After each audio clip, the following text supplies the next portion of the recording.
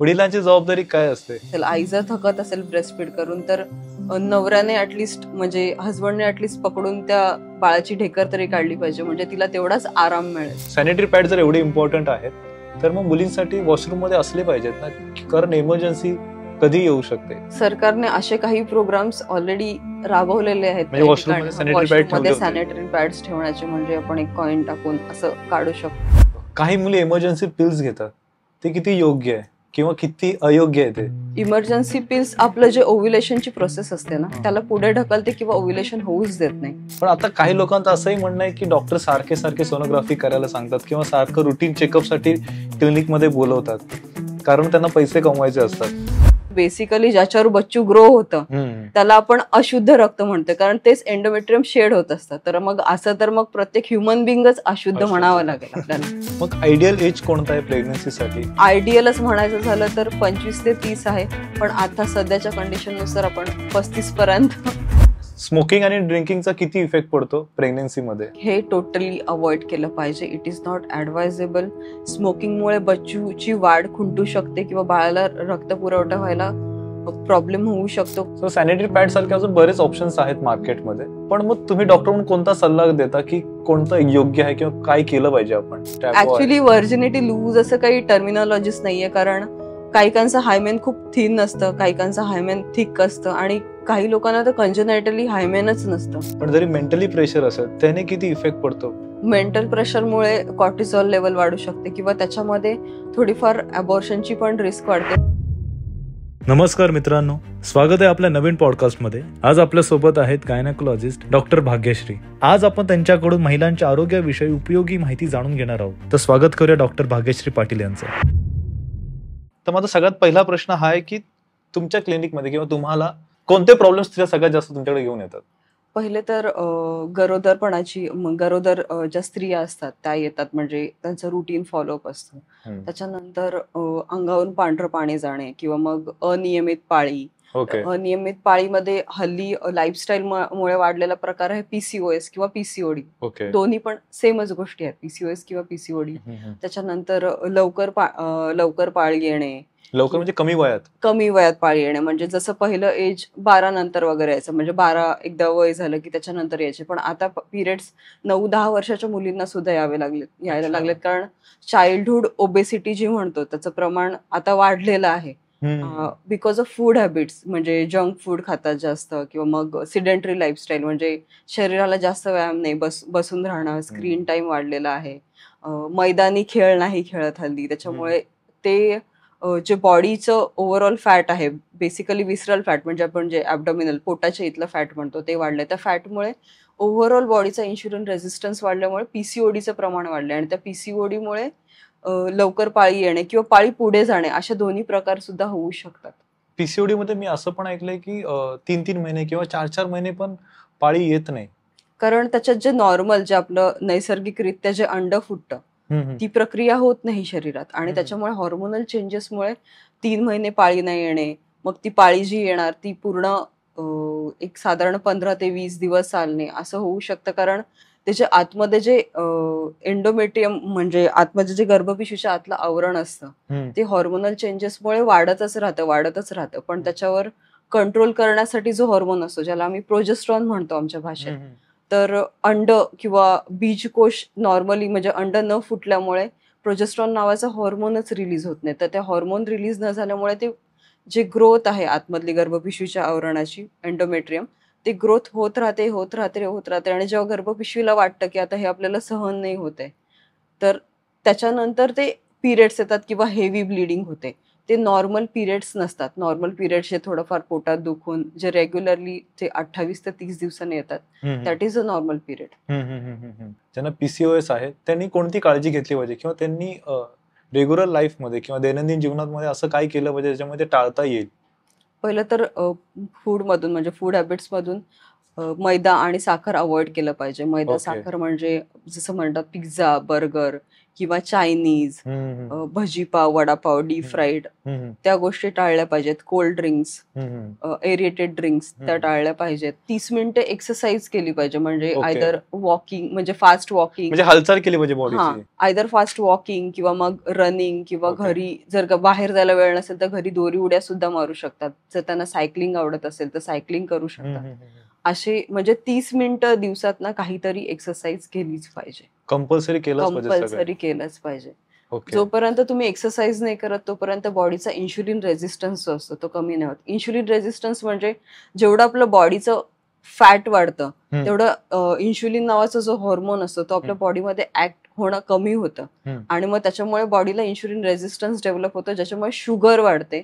आणि शुगर वाढल्यामुळे आणि other hormonal changes, basically mail hormones वाढतात, ज्याला मी टेस्टोस्टेरोन म्हणतो. त्याच्यामुळे पीसीओडी मध्ये चेहऱ्यावर केस येणे, म्हणजे बेसिकली मेल पॅटर्न, स्काल्पवरचे हेअर्स कमी होतात, हेअर लॉस जास्त होतो, आणि चेहऱ्यावर जास्त केस येणे, म्हणजे जसं बियर्ड येते तसं बियर्ड टाईप हेअर्स येऊ शकतात त्याच्यामध्ये. काही मुली अशा पण असतात की मासिक पाळी लवकर यावी किंवा येऊ नये, थोडा वेळ लेट यावी म्हणून ते पिल्स घेतात.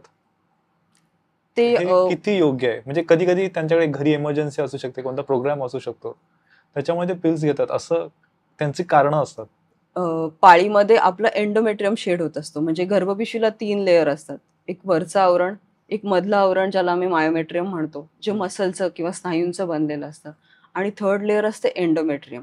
जेव्हा पाळीच्या पहिला 5 दिवस आपल्याला ब्लिडिंग होतं, त्याच्यानंतर पुढच्या पाळीच्या 5व्या दिवसापासून ते साधारण 14व्या दिवसापर्यंत अंड बनत असतं आपल्या ओव्हरीमध्ये. म्हणजे एक साधारण 8 ते 10 अंडी बनतात, त्याच्यातलं एखादं अंड मोठं होत जातं आणि ओव्ह्युलेशन होतं. ओव्ह्युलेशन साधारण एक डे 14ला होतं.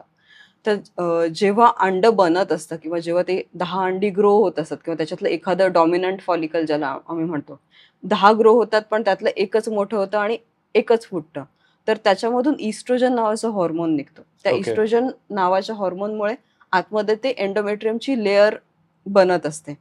तर एंडोमेट्रियमची लेअर का बनते, ती बेसिकली प्रत्येक पाळीचा पर्पज असतो प्रेग्नेन्सी, म्हणजे निसर्गाने पिरियड्स त्याच्यासाठीच दिलेत की प्रेग्नेन्सी राहावी.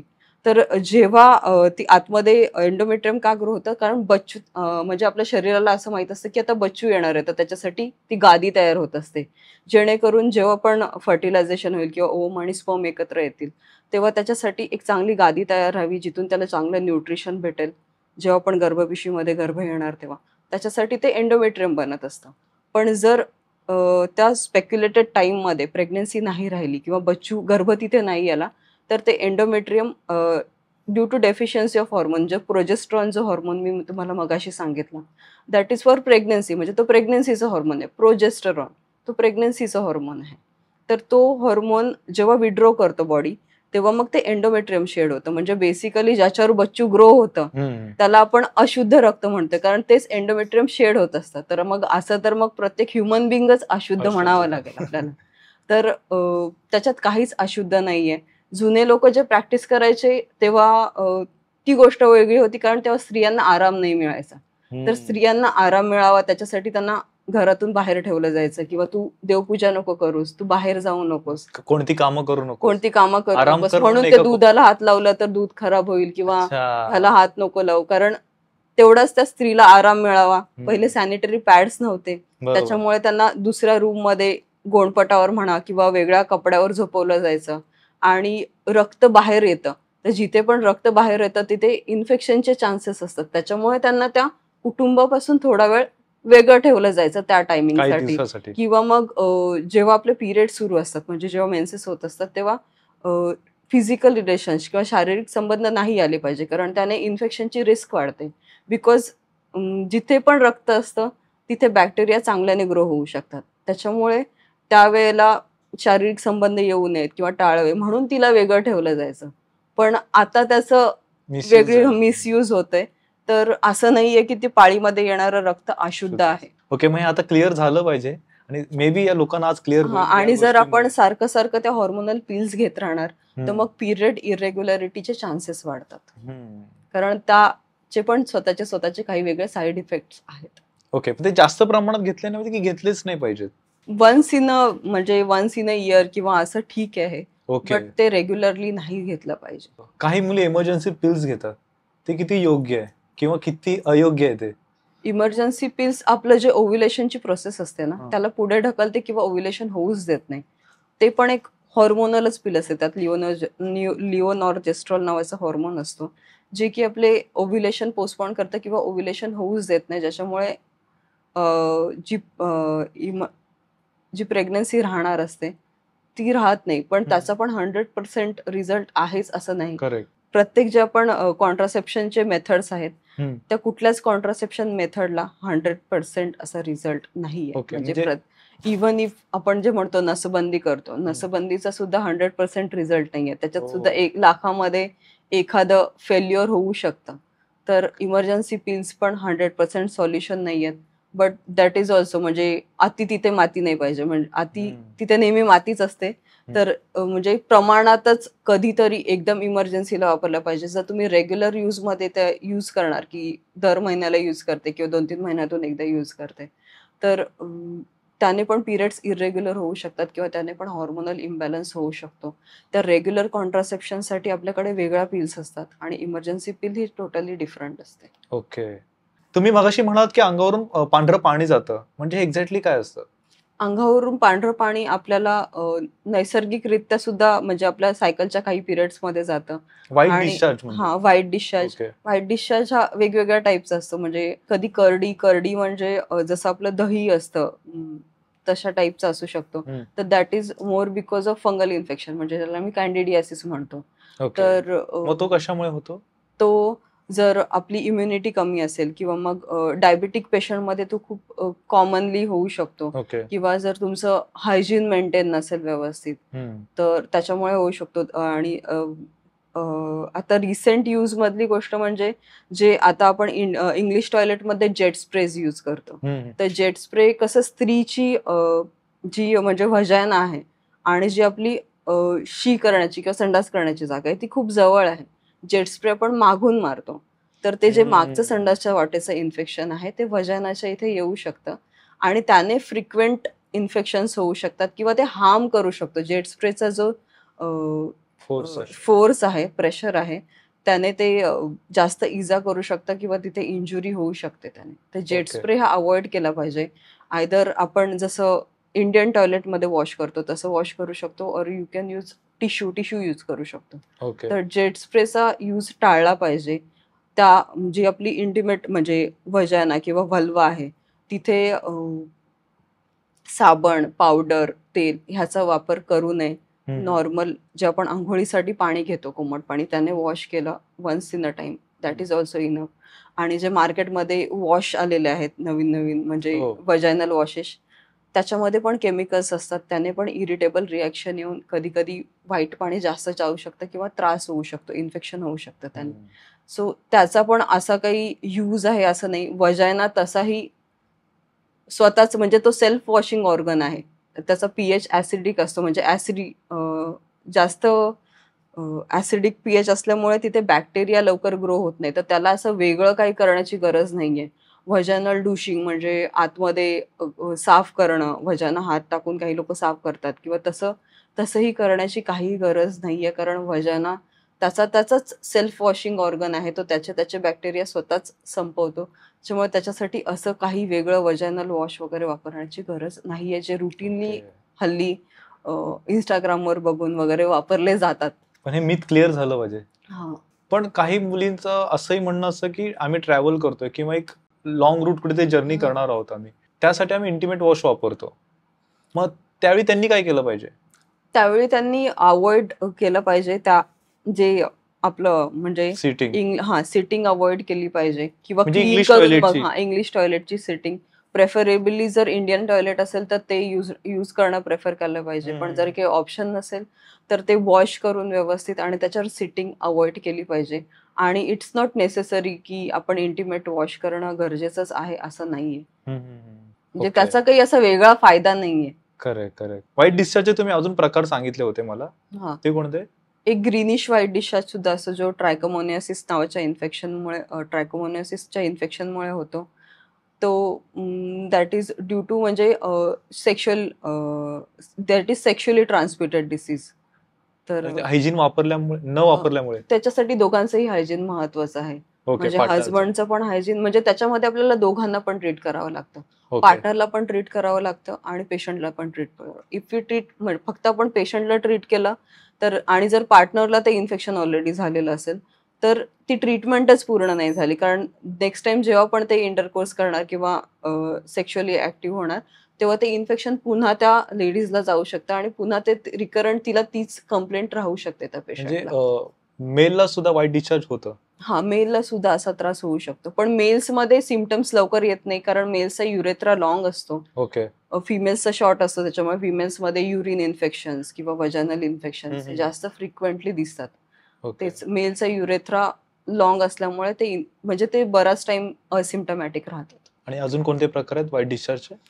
येलोविश किंवा फिशी स्मेल असतो, आणि जो नॉर्मल आपला डिस्चार्ज असतो म्हणजे त्याला वाईट नाही म्हणता येणार, ट्रान्सपरंट चिकट डिस्चार्ज असतो, जो जनरली आपल्याला पाळीच्या 7व्या दिवसानंतर वगैरे दिसतो, विच इज व्हेरी नॅचरल. कारण ते तो पिरियड ओव्ह्युलेशनचा असतो. तर जेव्हा पण म्हणजे तो शुक्राणू व्यवस्थित त्या अंड्यापर्यंत पोहोचावेत त्याच्यासाठी तर निसर्गाने तसंच बनवलेलं आहे की ते ग्लायडिंग मीडियम आहे एक प्रकारचं. तर तो नॉर्मल आहे. बरेचसे पेशंट हीच कंप्लेंट घेऊन येतात, but that is very natural आणि व्हेरी नॉर्मल. तो झालाच पाहिजे तसं. आपलं पिरियडच्या प्रत्येक फेजमध्ये फॉलिक्युलर, ओव्ह्युलेटरी आणि बाकीचे प्रॉलिफरेटिव्ह आणि सिक्रेटरी जे मेडिकल टर्म्स आहेत, तर ह्याच्यामध्ये पण आपल्याला वेगवेगळ्या टाइमला वेगवेगळ्या टाईपचा डिस्चार्ज होऊ शकतो. म्हणजे जसं आपण नियर टू पिरियड जातो तसा आपला डिस्चार्ज थोडा थिक होऊ जातो. तर तो हॉर्मोनच्या इन्फ्लुएन्सच्या अंडर पण काही आपल्याला नॅचरली डिस्चार्ज होत असतो. पण त्या मुलींना कसं कळणार की हे नॉर्मल डिस्चार्ज आहे, म्हणजे नॅचरल आहे, किंवा हे डिस्चार्ज चुकीचं आहे किंवा हे ॲबनॉर्मल आहे? जसं आपण कलर सांगितले मी, ग्रीनिश व्हाईट किंवा मग कर्ड सारखा म्हणजे दह्यासारखा दिसणारा डिस्चार्ज, किंवा त्याला जर फिशी स्मेल येत असेल, जसं आपला मच्छीचा वास येतो ना तसा वास येत असेल, किंवा मग पस सारखा किंवा पू सारखा जर त्याला स्मेल येत असेल, किंवा खाज खात असेल आपल्या खालच्या अंगाला, तर मग that is not normal discharge, म्हणजे तो नॉर्मल डिस्चार्ज नाहीये. ह्याच्यापेक्षा व्यतिरिक्त जर ट्रान्सपरंट, चिकट किंवा मग जसं पिरियड संपत आला तर तसा थोडासा थिक व्हाईट डिस्चार्ज असेल तर दॅट इज नॉर्मल, म्हणजे तो नॉर्मली होऊ शकतो. सो सॅनिटरी पॅड सारखे अजून बरेच ऑप्शन्स आहेत मार्केटमध्ये, पण मग तुम्ही डॉक्टर म्हणून कोणता सल्ला देता की कोणतं योग्य आहे किंवा काय केलं पाहिजे आपण? सॅनिटरी पॅड्स आहेत, मेन्स्ट्रुअल कप्स आहेत आणि टॅम्पून्स आहेत. तर हे प्रत्येकाच्या कम्फर्टवर डिपेंड आहे की त्यांना काय वापरायचं आहे. Because menstrual cup, sanitary pad आपण म्हणजे एक्सटर्नली वापरू शकतो, पण टॅम्पून्स आणि मेन्स्ट्रुअल कप दोन्ही इन्सर्ट करावे लागतात. जसं आपल्याकडे टॅबू आहे व्हर्जिनिटीचा, म्हणजे तर मेन्स्ट्रुअल कप पुश करताना किंवा मग टॅम्पून्स टाकताना हायमेन ब्रेक होऊ शकतं. तर मग तो प्रत्येकाच्या कम्फर्टचा प्रश्न आहे की तुम्हाला काय पाहिजे म्हणून. पण त्याने होऊ शकतं का? ऍक्च्युली व्हर्जिनिटी लूज असं काही टर्मिनॉलॉजीच नाहीये, कारण काहीकांचं हायमेन खूप थिन असतं, काहीकांचं हायमेन थिक असतं आणि काही लोकांना तर कंजेनायटली हायमेनच नसतं. आणि जर थिन फ्लिम्झी हायमेन असेल तर ते सायकलिंग करताना किंवा व्हेरियस वेगवेगळ्या स्पोर्ट्स ऍक्टिव्हिटीज करताना सुद्धा ब्रेक होऊ शकतं. तर व्हर्जिनिटी अशी काही असं काही नाहीये अॅनाटॉमिकली तसं बघायला जाल तर, ते माणसाने बनवलेलं आहे की व्हर्जिनिटी म्हणून. तर ते जे आहे आपण टॅम्पून्स किंवा मेन्स्ट्रुअल कप, ते तुमच्या कम्फर्टवर डिपेंड आहे की तुम्हाला कसं हवंय. जर if you are okay with inserting inside तर तुम्ही वापरू शकता, otherwise sanitary pads are also okay. अजून काही ठिकाणी मासिक पाळीला कपडा वापरला जातो, कारण ते आधीपासून तसंच वापर, किंवा त्यांची एवढी सॅनिटरी पॅड यूज करण्यासाठी त्यांना एवढं नसेल आवडत किंवा हे त्यांना योग्य वाटत नसेल, अजूनही ते कपड्यालाच प्रिफर करतात, तर ते किती चुकीचं आहे? ते चुकीचंच आहे, कारण कपडा हा आपण कसा वॉश करतो, कुठे सुकवतो, त्याच्यावर किती बॅक्टेरिया ग्रो होतात. जसं मी सारखं म्हणते की रक्त किंवा ब्लड इज गुड मीडिया म्हणजे बॅक्टेरियासाठी. तर मग ते जर आपण व्यवस्थित वॉश नाही केले की कपडे, किंवा जर आपण सुती कपडा नाही वापरला तर त्याने तिथे व्हजायनल इन्फेक्शनचे चान्सेस वाढतात. आणि सॅनिटरी पॅड्स जरी आपण वापरत असलो तरी पण तो एव्हरी 6 to 8 आवरली चेंज झाला पाहिजे, कारण त्याच्यामुळे सुद्धा ते ब्लड तिथे राहून इन्फेक्शन होऊ शकतो. भलेही तो पूर्ण भरलेला असो किंवा नसो, पण तो एव्हरी 6 to 8 आवरली चेंज झालाच पाहिजे. सॅनिटरी पॅड जर एवढे इम्पॉर्टंट आहेत तर मग मुलींसाठी वॉशरूम मध्ये असले पाहिजेत ना, कारण इमर्जन्सी कधी येऊ शकते, किंवा असेल तर किती बरं होईल. सरकारने असे काही प्रोग्राम्स ऑलरेडी राबवलेले आहेत म्हणजे काही वॉशरूम ठिकाणी. मध्ये सॅनिटरी पॅड वॉशरूम ठेवले मध्ये होते. सॅनिटरी पॅड्स ठेवण्याचे, म्हणजे आपण एक कॉइन टाकून असं काढू शकतो. ओके. बट ते लोक किती जबाबदारीने वापरतील किंवा किती ऍक्सेप्टेबिलिटी असेल त्या गोष्टीला, तो वेगळ्या चर्चेचा विषय आहे. मग प्रेग्नन्सीचे किंवा एक स्त्री गरोदर आहे तिचं पहिलं लक्षण काय असतं? म्हणजे पिक्चर मध्ये दाखवतात तसं त्यांना कोरड्या उलट्या होतात, एवढंच एक सर्वसामान्य लोकांना किंवा स्त्रियांना माहिती आहे. किंवा पिरियड्स मिस झालेत, हे एक असं त्यांना असं वाटतं की मी प्रेग्नेंट असू शकते. प्रेग्नन्सी असण्याचं पहिलं लक्षण तर पिरियड मिस झाले हेच आहे. Correct. म्हणजे ओपीडी मध्ये आमच्याकडे पेशंट त्याच्यासाठीच येतात. आणि मग त्याच्यानंतर जसं ते पण असंही होऊ शकतं, म्हणजे काही प्रेग्नन्सी अशाही आहेत की ज्याच्यात पिरियड्स मिस नाही होत. जसं आम्ही म्हणतो की एक्टॉपिक प्रेग्नन्सी किंवा ट्यूबमध्ये राहणारी प्रेग्नन्सी, ज्याच्यामध्ये जसं आपल्याला नॉर्मल पिरियड्स येतात तसे तसे पिरियड्स थोडेसे दिसू शकतात. म्हणजे प्रेग्नन्सी राहिल्यानंतर सुद्धा थोडंफार एंडोमेट्रियम बाहेर शेड होऊन आपल्याला पिरियड्स आल्यासारखे किंवा स्पॉटिंग ज्याला डाग लागणे म्हणतो, तर लोकांचा असा गैरसमज होऊ शकतो की हे पिरियड्स आलेत म्हणून.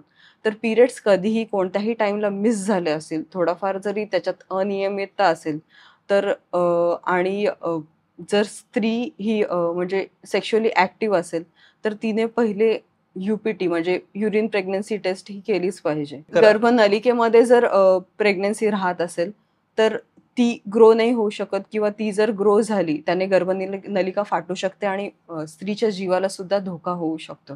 तर अशा परिस्थितीत जेव्हा पण पिरियड्स मिस होतील किंवा अनियमित पिरियड्स कोणत्याही सायकल्समध्ये जर तुमचे रेग्युलर सायकल्स असतील आणि तुम्हाला वाटलं की काही दिवस पुढे गेलेत, तर तुम्ही गायनेकोलॉजिस्टला कन्सल्ट केलं पाहिजे किंवा त्याच्यासाठी कन्सर्न राहिलं पाहिजे. प्रत्येक वेळेला कोरड्या उलट्या होतीलच असं नाही. काही लोकांना कोरड्या उलट्या होतच नाहीत. काही लोकांना पूर्ण 9 महिने होतात, काही लोकांना होतच नाही, काही लोकांना पहिले 3 महिनेच होतात. असं वेगवेगळं व्हेरिएशन प्रत्येक प्रेग्नन्सीमध्ये राहू शकतं. तर कोरडी उलटी हेच लक्षण नाही. कोरड्या उलट्या बऱ्याच गोष्टीने होईल. एक महत्वाचा प्रश्न आहे की गायनेकोलॉजिस्टकडे लग्न झालेल्या स्त्रियाच जातात किंवा त्यांनीच जायचं असतं, असा एक समज आहे. हे किती योग्य आहे? किंवा ज्यांचं लग्न झालं नाहीये ते घाबरतात किंवा अरे लोक काय बोलतील किंवा डॉक्टर काय बोलेल. आता असा ट्रेंड आहे की प्रीमॅरिटल काउन्सिलिंगसाठी सुद्धा पेशंट्स येतात. म्हणजे अच्छा. प्रीमॅरिटल काउन्सिलिंग साठी सुद्धा आलं पाहिजे. म्हणजे तुमचा ब्लड ग्रुप काय आहे किंवा तुमचं लग्न नात्यात होते का, म्हणजे पुढे प्रेग्नन्सीसाठी इश्यू येऊ शकतो. किंवा मग तुमच्या ज्या बाकीच्या तपासण्या आहेत, म्हणजे जसं की सेक्शुअली ट्रान्समिटेड डिसीजेसच्या सुद्धा आपण वेगळ्या रक्ताच्या तपासण्या करतो, त्या सुद्धा प्रत्येक कपलच्या झाल्या पाहिजे किंवा प्रीमॅरिटल काउन्सिलिंग झाली पाहिजे. मुलाचंही झालं पाहिजे, मुलीचंही झालं पाहिजे. मुलाचंही झालं पाहिजे, मुलीच्याही झालं पाहिजे. दोघांचाही ब्लड ग्रुप बघितला गेला पाहिजे. किंवा दोघांमध्ये काही अनुवंशिक आजार रन होतोय का, तो सुद्धा बघितला गेला पाहिजे. ओके. जसं आपण म्हणतो सेक्स एज्युकेशन, हा एक वेगळा टॉपिक आहे. हो, हो, हो. पण ते सुद्धा प्रत्येक महत्वाचं कपलला आहे. देणं खूप गरजेचं आहे. कारण त्यांना मग फ्युचरमध्ये प्रेग्नन्सी राहायला प्रॉब्लेम येतात. म्हणजे कधी कधी असे पेशंट येतात की ज्यांनी 5-5 वर्ष, म्हणजे 4-4, 5-5 वर्ष म्हणजे इंटरकोर्सच केलेलं नाहीये आणि ते म्हणतात की आम्हाला इन्फर्टिलिटी आहे. म्हणजे okay. Some people don't know the procedure. तो वेगळा विषय आहे. ओके. बट असे सुद्धा काही फेस केलेले आहेत की म्हणजे त्यांना नॅचरल नॉर्मल इंटरकोर्स कसा करतात त्याचं हे सुद्धा as a एज्युकेशन देण्याची गरज आहे. म्हणजे तुम्ही असं मदत करता त्यांना की चर्चा करून तुम्हाला कळतं की हा, म्हणजे problems त्यांना कुठे प्रोसिजर सुद्धा कधी कधी समजवावी लागते की म्हणजे हे केल्यानंतरच प्रेग्नन्सी राहणार आहे, असं सुद्धा असू शकतं. मग सोनोग्राफी किती वेळा केली पाहिजे? जे प्रेग्नन्सीच्या नंतरच सोनोग्राफी केली पाहिजे किंवा काही वेळा डॉक्टर पोटात दुखतं किंवा दुसऱ्या कोणत्याही कारणासाठी सोनोग्राफी करायला सांगतं?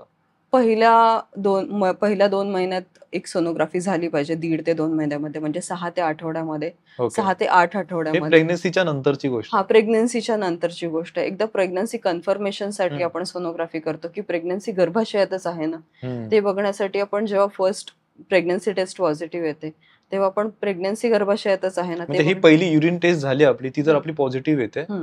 मग आपण डॉक्टरकडे गेलो, त्याच्यानंतर आपली येते सोनोग्राफी टेस्ट. सोनोग्राफी टेस्ट येते. ओके. सोनोग्राफी टेस्टमध्ये जर प्रेग्नन्सी आली तर मग आम्ही काही रक्ताच्या तपासण्या सांगतो. रुटीन ANC प्रोफाईल ज्याला आम्ही म्हणतो. म्हणजे हिमोग्लोबिन चेक करणे, थायरॉइड चेक करणे, शुगर चेक करणे, बाकी HIV किंवा मग HbSAg, बाकीचे जे व्हायरल मार्कर्स आहेत, युरिन टेस्ट, जे की खूप महत्वाचे आहेत. म्हणजे बरोबर. थायरॉइड तर खूप इम्पॉर्टंट हॉर्मोन आहे प्रेग्नन्सी मधला बच्चूच्या ब्रेन डेव्हलपमेंटसाठी. आणि जर थायरॉइड पहिल्या फर्स्ट मंथ पासूनच जर असेल तर त्याच्यामुळे अबॉर्शनची पण रिस्क वाढते. ओके. त्याच्यामुळे थायरॉइड आणि शुगर हे चेक करणं खूप गरजेचं आहे. त्याच्यानंतर त्याला आम्ही डेटिंग स्कॅन म्हणतो, पण त्याच्यात जर बच्चूचे हृदयाचे ठोके आलेले नसतील किंवा खूप अर्ली झाली असेल तर त्याच्या कन्फर्मेशनसाठी आपल्याला 1 ते 2 आठवड्यानंतर सोनोग्राफी पुन्हा करावी लागते. त्याच्यानंतर मग आपण सोनोग्राफी करतो 3 ते 3.5 महिना, ज्याला आम्ही NT-NB स्कॅन म्हणतो. जी आम्ही डाऊन सिंड्रोम ऐकलं असेल तुम्ही. डाऊन सिंड्रोम किंवा मग काही अनुवंशिक आजार आहे का? त्याच्या स्क्रीनिंगसाठी आम्ही ती सोनोग्राफी करतो. म्हणजे बाळाच्या नाकाचं हाड आहे की नाही, आहे की ॲब्सेंट आहे, किंवा मागची जी मानेची त्वचा आहे ती व्यवस्थित बनली आहे का? ती जास्त थिक तर नाही आहे ना? हे असे काही मार्कर्स आहेत जे आम्ही 3.5 महिन्याच्या सोनोग्राफीत बघतो. आणि त्याच्यासोबतच एक ड्युअल मार्कर नावाची ब्लड टेस्ट सुद्धा करणं गरजेचं आहे, जी की त्याच्याशी संबंधित आहे. म्हणजे डाऊन सिंड्रोम आणि इतर अनुवांशिक आजार बघण्यासाठी आपण ती सोनोग्राफी करतो. त्याच्यानंतर 5व्या महिन्याची सोनोग्राफी ही सगळ्यात महत्त्वाची सोनोग्राफी आहे. 3.5 महिने आणि 5व्या महिन्याची सोनोग्राफी ही खूप महत्त्वाची आहे, कारण पहिले 5 महिने तर बाळ बनत असतं. म्हणजे त्याचे अवयव, हात, पाय सगळं, किडनी, लिव्हर सगळं बनत असतं. त्याची आपण 5व्या महिन्याची सोनोग्राफी करतो, ज्याला आम्ही डिटेल्ड ॲनॉमली स्कॅन म्हणतो. म्हणजे बाळाच्या डोक्यापासून, मेंदूपासून ते पायापर्यंत ते कसं बनलंय किंवा त्याचे अवयव कसे बनलेत, व्यवस्थित बनलेत की नाही, ते बघण्यासाठी ती सोनोग्राफी करतो आपण 18 ते 20 आठवड्यामध्ये. 18 ते 20 आठवड्यामध्ये करण्याचं कारण हेच आहे, की त्यावेळेला बच्चू छोटं असतं आणि व्यवस्थित बनलेलं असतं, तर त्याच्या सगळ्या अॅनॉमलीज आपण व्यवस्थित स्क्रीन करू शकतो. जसं मोठं होत जातं, तशा थोड्याफार डिफिकल्टीज येतात ते बघण्यासाठी. आणि सरकारमान्य गर्भपाताची जे आठवडे आहेत, ते फक्त पण 24 आठवड्यापर्यंतच. म्हणजे असं तर 24 आठवड्यापर्यंतच करू शकतो. म्हणजे आता रिसेंटलीच अपडेट झालेलं आहे. ते सुद्धा गव्हर्नमेंट सेटअपमध्ये, म्हणजे 3 20 महिन्यापर्यंत. 3 नाही, 6 महिन्यापर्यंत. ओके. ते पण 5व्या महिन्यापर्यंत आपण इथे करू शकतो. पण स्पेशल कंडिशन्समध्ये आपण 20 आठवड्यानंतर जर बच्चूमध्ये खरंच काही अशी अॅनॉमली असेल, ज्याने की बच्चू पुढे ग्रो नाही होऊ शकत किंवा राहूच शकत नाही किंवा त्याच्यावर काही उपचारच नाहीये बाहेर आल्यावर, अशा अशा प्रेग्नन्सीज टर्मिनेट करू शकतो आपण 20 ते 24 आठवड्यानंतर. तर ते बघण्यासाठीच आपण 18 ते 20 आठवड्यामध्ये पहिली सोनोग्राफी करतो. म्हणजे 5व्या महिन्यात, की बाळामध्ये काही व्यंग असेल तर तेव्हा आपण गर्भपात करू शकतो किंवा टर्मिनेट करू शकतो, जेणेकरून पुढे जाऊन पॅरेंट्सना किंवा बच्चूला त्याचा त्रास होऊ नये. पण हे पॅरेंटना समजवणं किती अवघड आहे ही गोष्ट, जर असा प्रॉब्लेम असेल तर. हां, पण ते बच्चू एक प्रकारचं म्हणजे त्यांच्यावर बर्डन बनू शकतं फॉर द लाईफ टाईम, जर ओके. त्याच्यामध्ये काही ॲबनॉर्मॅलिटी असेल तर. तर it is better to terminate it and next पुन्हा चान्स. म्हणजे ते समजावणं थोडं कठीण आहे, पण तो डिसिजन त्यावेळी घेतलाच पाहिजे. हां, डिसिजन त्यावेळी घेतलाच पण पाहिजे. आता काही लोकांचं असंही म्हणणं आहे, की डॉक्टर सारखे सोनोग्राफी करायला सांगतात किंवा सारखं रुटीन चेकअपसाठी क्लिनिकमध्ये बोलवतात. कारण त्यांना पैसे कमवायचे असतात. तर आता हे आपली सोनोग्राफीचं पूर्ण नाही झालंय. जे आपण 5व्या अच्छा, महिन्याची अजून आहे. सोनोग्राफी करतो, त्याच्यानंतर आपण डायरेक्ट 7 मंथची सोनोग्राफी करतो. ओके. 7 मंथची सोनोग्राफी म्हणजे बच्चूची वाढ कशी झाली, बाळाच्या आसपासचं पाणी कसं आहे, ते बघण्यासाठीची ती सोनोग्राफी असते. त्याच्यानंतर 8व्या महिन्यात सुद्धा सेम गोष्टीसाठी, कारण बच्चू बनत असतं 5 मंथ्सपर्यंत. त्याच्यानंतर त्याचं जे वजन, पाणी बाळाच्या आसपासचं जे वाढत जातं किंवा त्याचं प्रमाण बघणं त्यावेळेला गरजेचं असतं. तर 7व्या महिन्यात, 8व्या महिन्यात आणि 9व्या महिन्यात, या तिन्ही महिन्यात आपण सोनोग्राफी फक्त बाळाचं वजन आणि बाळाचं आसपासचं पाणी बघण्यासाठी करतो. म्हणजे हे सगळे सोनोग्राफी खूप महत्वाचे खूप महत्वाचे आहेत. म्हणजे हे बेसिक सोनोग्राफी आहेत. म्हणजे हे केलेच पाहिजे झालेच सगळ्यांनी. पाहिजेत. मग काही लोकांचा असा गैरसमज काय आहे, की डॉक्टर पैसे कमवण्यासाठी किंवा सतत रुटीन चेकअपला बोलवतात कारण त्यांचं बिल बनेल चांगलं. हा सगळा गैरसमज चुकीचा आहे, कारण आम्ही जे काही करतो ते त्यांना सुदृढ बाळ मिळावं म्हणूनच करतोय. कारण सोनोग्राफी केल्याशिवाय आपल्याला नाही कळणार आहे की बाळाचे अवयव कसे बनलेत. बिकॉज आमच्या डोळ्यात तर एक्सरे नाहीये की आम्ही आतलं बाळ बघू शकू. तर त्याच्यासाठी म्हणजे पोट बघून सोनोग्राफी सांगताच येत नाही आतमध्ये काय situation. आतमध्ये काय आहे, पाणी कमी आहे का, किंवा बाळाची वाढ कशी होते, बाळाची ग्रोथ कशी होते, तर ते बघण्यासाठी सुद्धा गरजेचं आहे. कधी कधी आपल्याला जर बाळाच्या आसपासचं पाणी कमी असेल किंवा बाळाची वाढ तेवढी झालेली नसेल जेवढी व्हायला पाहिजे तेवढी, तर मग आपल्याला अजून स्पेशल सोनोग्राफी सुद्धा करण्याची गरज पडते. म्हणजे ज्याच्यात आपण बघतो की बाळाला व्यवस्थित ब्लड सप्लाय होतो की नाहीत. ओके. आणि फ्रिक्वेंट विजिट्स गरजेचे आहेत, कारण प्रत्येक महिन्यात बदल होत असतो. म्हणजे त्या सायन्स घरी आईला कळतीलच असं नाही. बाळाची ग्रोथ बघणं गरजेचं आहे. प्रत्येक सिम्पटम्सची ट्रीटमेंट करणं गरजेचं आहे. डॉक्टरांना वारंवार व्हिजिट करणं ह्याच्यासाठी गरजेचं आहे की प्रेग्नन्सीमध्ये होणारा रक्तदाब किंवा मग प्रेग्नन्सीमध्ये होणारा बीपी शुगरचा त्रास हा डिटेक्ट करणं गरजेचं आहे. प्रेग्नन्सीमध्ये जर बीपीचा त्रास होतो तो जनरली 5व्या महिन्यानंतर डिटेक्ट होतो. त्याच्यासाठी रेग्युलर चेकअपसाठी आपल्याला बीपी, शुगर सगळं चेक करावं लागतं एव्हरी मंथली. आणि रक्तदाब होण्याचं जास्त प्रमाण एक्स्ट्रीम ऑफ एजेसमध्ये म्हणू शकतो. म्हणजे एकदम अर्ली एजमध्ये जर प्रेग्नन्सी राहिली असेल 18, 19, 20, 21 किंवा मग लेट एजमधली प्रेग्नन्सी. पण लेट एजमध्ये प्रेग्नन्सी जी असते म्हणजे 35+, जिला आम्ही एल्डरली ग्रॅव्हिडा म्हणतो किंवा मग तर त्यांच्यामध्ये ऑलरेडी बीपीचा त्रास असू शकतो. म्हणजे प्रेग्नन्सीच्या आधीपासूनचा जो बीपी असतो तो 5 महिन्याच्या आधी डिटेक्ट होतो आणि प्रेग्नन्सीच्या नंतरचा जो बीपी डेव्हलप होतो दॅट इज आफ्टर 5 मंथ्स. तर प्रेग्नन्सीमध्ये शुगरचा जो त्रास आहे तो जनरली 24 आठवड्यानंतर डिटेक्ट होतो. त्याच्यासाठी आम्ही वेगळ्या ब्लड टेस्ट करतो ज्याला आम्ही G75 किंवा पोस्ट ग्लुकोज ब्लड शुगर म्हणतो. म्हणजे ग्लुकॉन डीचं पाणी देऊन त्याच्यानंतर 2 तासाने ती तपासणी करतो.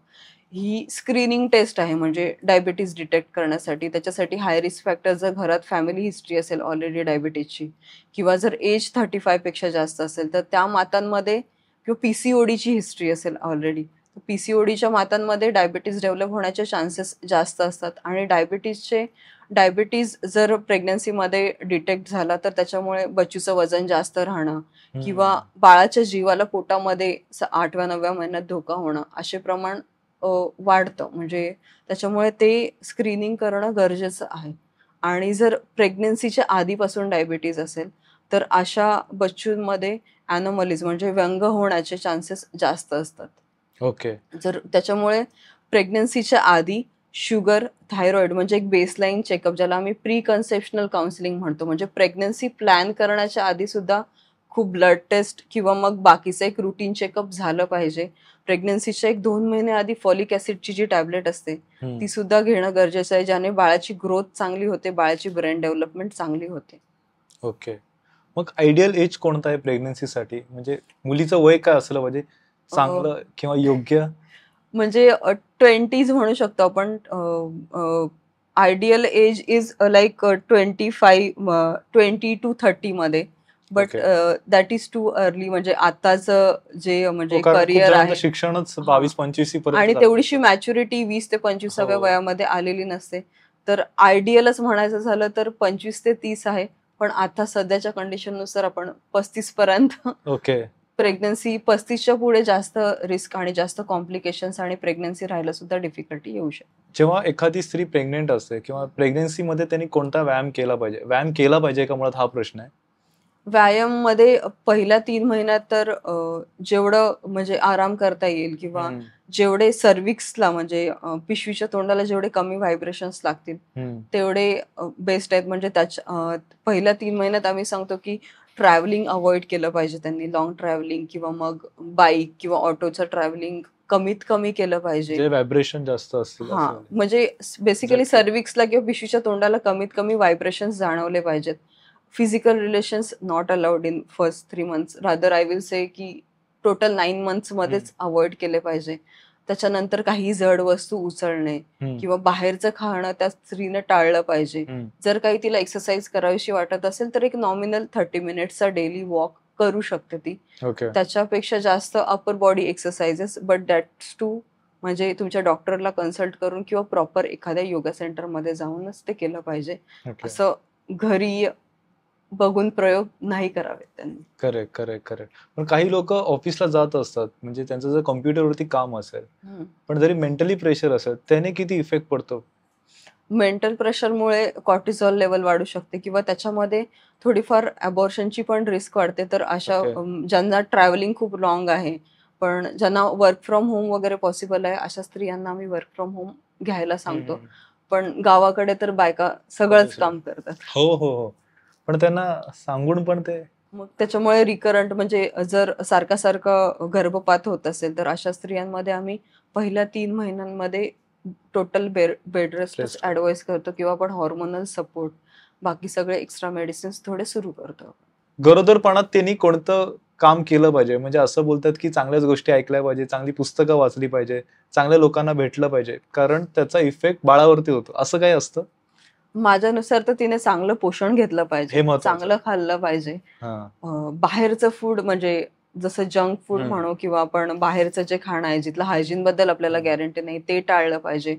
पोषण जास्तीत जास्त पोषक जेवण केलं पाहिजे ज्याने बच्चूला चांगलं न्यूट्रिशन मिळेल. जे मेडिसिन्स डॉक्टरांनी तुम्हाला प्रिस्क्राईब केलेत according to your blood test ते तुम्ही रेग्युलरली घेतले पाहिजे. रेग्युलर चेकअपला गेलं पाहिजे आणि चांगलं वागणं आणि चांगलं हे म्हणा तर स्क्रीन टाइम तसाच कमी केला पाहिजे. कारण भरपूर स्त्रियांना हल्ली असे प्रॉब्लेम आहेत की ते रात्रभर मोबाईल बघत राहतात आणि मग त्यांना झोप नाही येत आणि झोप पूर्ण न झाल्यामुळे स्ट्रेसमुळे मग उलटीचं प्रमाण वाढणं किंवा मग ते बाकीचे फॅक्टर्स शुगर्स वाढणं, बीपी वाढणं असे प्रमाण त्याच्यामुळे वाढत चाललेलं आहे. तर स्क्रीन टाइम कमीत कमी केला पाहिजे आणि झोप ही मिनिमम 8 तास तरी मिळालीच पाहिजे. मेंटल हेल्थ सुद्धा खूप मेंटल हेल्थ सुद्धा खूप इम्पॉर्टंट आहे. काही लोकांमध्ये असं पण मिथ आहे की त्यांना पोट बघून कळतं की मुलगा आहे की मुलगी आहे.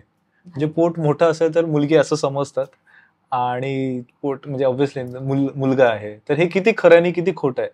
नाही, हे खोटं आहे. कारण असं काहीच नाहीये. अनलेस अँड अंटिल सोनोग्राफी केल्याशिवाय ते कळत नाही, जे की आपल्या इलिगल भारतात तर अलाउड नाहीये. जर Correct. त्यांना ते बघायचंच असेल तर त्यांना आउट ऑफ कंट्री जावं लागेल. सो डिलिव्हरी नंतर एखाद्या स्त्रीने खाण्यासाठी बरेच तिला बंधनं घातली जातात किंवा काही खाल्लं पाहिजे किंवा काही खाल्लं नाही पाहिजे. तर डॉक्टर म्हणून तुम्ही काय सांगता की काय योग्य आहे तिच्यासाठी? डिलिव्हरी कशीही असो, नॉर्मल डिलिव्हरी किंवा सिझेरियन डिलिव्हरी, जर तुम्हाला शुगर किंवा शुगरचा त्रास नसेल तर तुम्ही सगळं खाऊ शकता. जर तुम्हाला शुगरचा त्रास असेल तर फक्त शुगर रिस्ट्रिक्टेड जे डाएट देतो आपण, म्हणजे भात नाही खायचा किंवा साखरयुक्त जे पण आहे, शर्करायुक्त ते नाही खायचं. ते त्याच्या व्यतिरिक्त स्त्रिया हे सगळं जेवण नॉर्मल जेवू शकतात. फक्त थोडं तिखट तेलकट कमी सांगतो, कारण आपल्या बऱ्याच गोळ्या सुरू असतात, अँटिबायोटिक सुरू असतात, तर त्याने गॅस्ट्रायटिसचा त्रास होऊ नये किंवा ऍसिडिटी होऊ नये त्याच्यासाठी थोडं तेलकट तिखट कमी खावं त्यांनी. पण अगदीच त्यांना इतकंही बेचव जेवण नाही द्यावं की ते डिप्रेशनमध्ये जातील. तर त्यांना घरचं सपक सगळं चांगलं जेवण, जर तुम्ही व्हेजिटेरियन म्हणजे नॉनव्हेज खात असाल तर रोज 2 बॉइल्ड एग किंवा उकडलेले अंडे, तसं एग व्हाईट देऊ शकता तुम्ही. That is a good source of protein. आणि रुटीनचं चपाती, भाजी, वरण, भात सगळं जेवण त्यात जेवू शकतात. आणि आईने काहीच खाल्लेलं दुधात उतरत नाही. म्हणजे दूध बच्चूला तिखट लागेल म्हणून आईने तिखट नाही खायचं असं नाही. कारण गाईने वेगळा चारा खाल्ला म्हणून आपल्याला त्या दुधाची टेस्ट तर वेगळी लागत नाही. तर असंही होत नाही की आईने तिखट खाल्लं म्हणून दुधातून उतरेल किंवा आईने वेगळं फळ खाल्लं म्हणून बाळाला सर्दी होईल किंवा शी जास्त होईल. असं काहीही त्रास आईच्या खाण्यामुळे बच्चूला नाही होत. उलट तिने जर कमी खाल्लं, तिच्यात जर आयरनची कमी असेल, कॅल्शियमची कमी असेल, तर मग ती बच्चूला ती डेफिशियन्सी होऊ शकते. तिच्या दुधामध्ये ती कमी राहू शकते. स्मोकिंग आणि ड्रिंकिंगचा किती इफेक्ट पडतो प्रेग्नन्सीमध्ये किंवा ते अवॉइड का केलं पाहिजे? हे टोटली अवॉइड केलं पाहिजे. It is not advisable. स्मोकिंगमुळे बच्चूची वाढ खुंटू शकते किंवा बाळाला रक्तपुरवठा व्हायला प्रॉब्लेम होऊ शकतो. कारण ते व्हॅझोकन्स्ट्रिक्शन करतं. म्हणजे ज्या आपल्या रक्तवाहिन्या असतात त्या नॅरो होऊन जातात, छोट्या होऊन जातात त्या स्मोकिंगच्या मध्ये असणाऱ्या केमिकल्समुळे. त्याच्यामुळे ते अवॉइड केलं पाहिजे. किंवा बच्चूमध्ये आम्ही म्हणतो फिटल अल्कोहोल सिंड्रोम, ते सुद्धा होऊ शकतो किंवा बच्चूला मेंटल हेल्थ इश्यू येऊ शकतात त्याच्यानंतर. बरोबर. तर त्याच्यामुळे त्या दोन्ही पण अवॉइड केलं पाहिजे. आणि जसं अनियमित पाळी किंवा वंध्यत्वतेसाठी, म्हणजे जे वाढत चाललंय आता वंध्यत्वाचं प्रमाण म्हणजे इन्फर्टिलिटी, तर त्याचं one of the reason smoking आणि ड्रिंकिंगचं प्रमाण जे स्त्रियांमध्ये वाढतंय किंवा पुरुषांमध्ये पण वाढतंय. पुरुषांमध्ये सुद्धा त्याच्यामुळे वंध्यत्व येऊ शकतं, अल्कोहोल ड्रिंकिंग किंवा मग स्मोकिंगमुळे. तर त्या दोघांनी सुद्धा जे सुद्धा प्लॅन करत असतील तर त्यांनी ते अवॉइड केलं पाहिजे. ओके. सध्या प्रेग्नन्सी नंतर डिप्रेशन खूप वाढत चाललंय.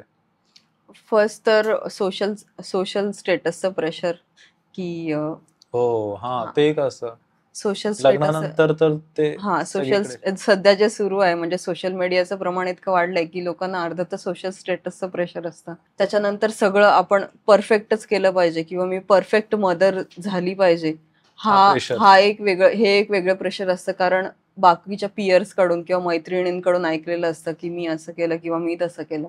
तर ते एक प्रेशर हल्ली खूप वाढलेलं आहे, म्हणजे सोशल प्रेशर जास्त वाढलंय मदरवर. आणि फीडिंगमुळे फीडिंग एक वेगळा स्ट्रेस आहे. म्हणजे त्या आईला झोप मिळत नाही व्यवस्थित, कारण बाळ कधीही उठतं, रडायला लागतं. मग सगळे फॅमिलीवाले त्यांना असं वाटतं बच्चू पहिलं रडलं म्हणजे त्याला भूकच लागली आहे. मग त्या आईला व्यवस्थित आराम मिळत नाही. आणि आपल्या इथे जी पथ्य दिली जातात स्त्रियांना, त्याच्यामुळे त्यांना व्यवस्थित जेवणही दिलं जात नाही. ज्याला चव नसते असं जेवण देतात त्यांना.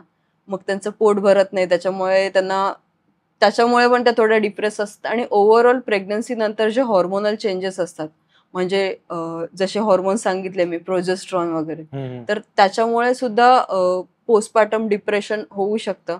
काही स्त्रियांमध्ये ते होऊ शकतं. पण त्याच्यासाठी फॅमिली सपोर्ट खूप इम्पॉर्टंट आहे. फॅमिलीने त्या स्त्रीला आराम देण्याचा किंवा चांगलं पोषण देण्याची जास्तीत जास्त जबाबदारी घेतली पाहिजे किंवा त्यांनी तिला सपोर्ट केला पाहिजे. तिच्या पार्टनरचा ह्याच्यामध्ये खूप रोल आहे. जसं आई महत्वाची आपल्या ह्याच्यामध्ये असं होतं की आईने सांभाळायचं, हा, सगळं आईनेच करायचंय.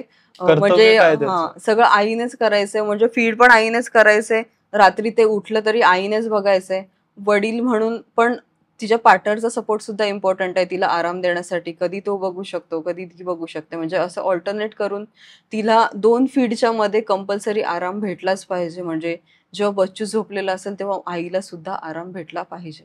पपई का अवॉइड करायला सांगतात? पपईमध्ये नैसर्गिक प्रोस्टाग्लॅन्डिन्स असतात, ज्याच्यामुळे की अबॉर्शनचे रिस्क वाढू शकते पहिल्या 3 महिन्यामध्ये. त्याच्यामुळे आपण पपई खाणं अवॉइड करायचं. एकच पदार्थ आहे की असे अजून आहेत पदार्थ? अजून एक दुसरा आहे अननस. आणि बाकी काही फळांना रिस्ट्रिक्शन्स नाहीये.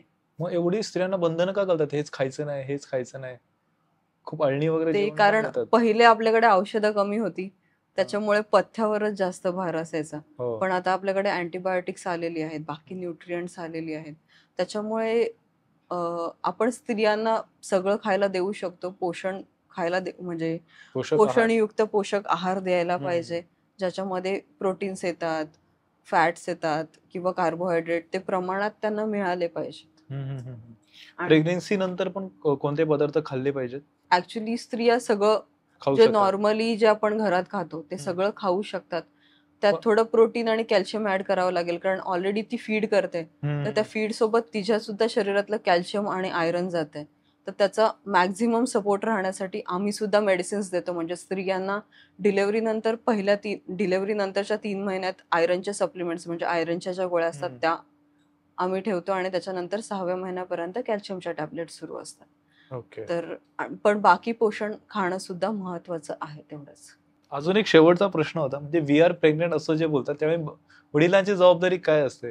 ऍक्च्युली वी आर डिलिव्हर्ड पण बोलायला पाहिजे किंवा वी आर ब्रेस्ट फीडिंग पण बोलायला पाहिजे.